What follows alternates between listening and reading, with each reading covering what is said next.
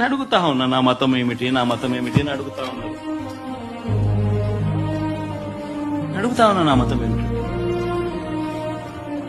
అవును, 4 గోడల మధ్య నేను బైబిల్ చదువుతాను.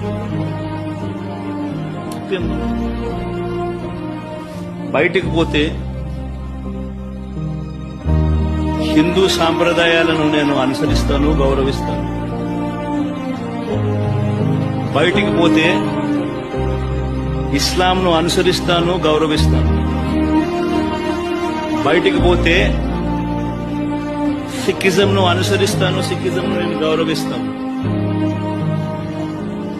నా మతం ఏమిటని అడుగుతా ఉన్నారు. నా మతం మానవత్వం. డిక్లరేషన్లు రాసుకుంటానేమో రాసుకుంటా.